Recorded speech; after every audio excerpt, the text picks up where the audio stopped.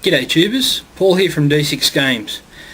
So in this next video I just wanted to do an overview of the type of materials that you can use to base your terrain.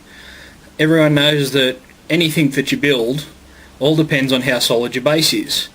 So I'm just going to run through the three typical materials that are used to base terrain, and also a fourth one related to the competition that's running around at the moment, making terrain on CDs.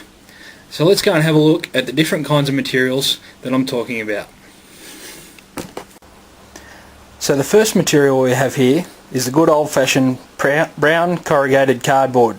Just the same kind of stuff that you find on all your boxes and packaging and things like that. So what are the benefits and the downsides of using the cardboard? Well, first of all, it's cheap, very cheap. Usually it's free. You have plenty of old boxes laying around the place that you're not using that you can cut up. It's very easy to cut up. Just a good pair of scissors will get you any size and shape you need. It's relatively sturdy, especially this sort of thicker stuff. As you can see, there's pretty good thickness. Downsides, the only trouble is usually when you're using the brown cardboard that after a while it can get a bit dinged up, a bit bent, and not sit flat on the surface. There's a couple of ways you can get around that. One is when you're gluing anything, you usually find that the side that you paint your glue on or put your paint on, the cardboard will actually, when it dries, actually shrink and curl towards that side. So one way you can get around that is to paint your glue or your paints on both sides, so that way the forces work against each other and stop them shrinking and curling. The other way you can do that as well, as you can see here in the corner, you have these corrugations. Now what you can do with that is actually have two layers of cardboard, have your bottom layer with your corrugations running along like that, and then your second layer, glue it on top with your corrugations running 90 degrees to the bottom layer.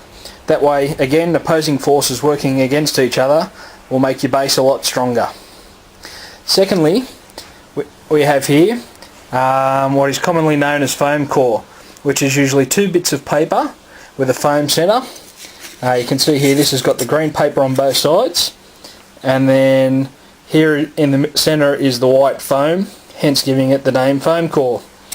Example of that here, as you can see where I've scratched some of the paper back, you can actually see the foam underneath, and that's a very handy thing to be able to do, as you'll see in a video I'll do shortly down the track, where once you peel that paper off and have the foam exposed, you can do scratchings and things like that to represent stone walls and stuff like that, but we'll talk about that in another video. Benefits about this, again, relatively cheap, a hell of a lot stronger than cardboard, a lot less likely to take dents or bend or things like that. Downsides is, as you can see, it will take some dents and wax, but generally is a lot stronger than cardboard. Again, a little bit more expensive, but worth it if you can afford it. Now, moving on to the third bit of basing material that I want to talk about is the good old classic MDF, which is really strong. You can see I'm leaning quite firmly on it here and won't break. Again, relatively cheap depending on how much you're using.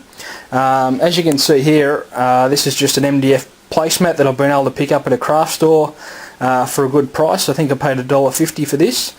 The benefit for this is the regulation size. So about 8 of these will make the 25% to cover a 6x4 board.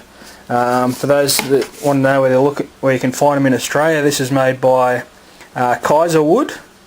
They can be found there at the website. But as I said, a lot of craft stores and even some discount stores now sell that kind of stuff. So again, cheap and free,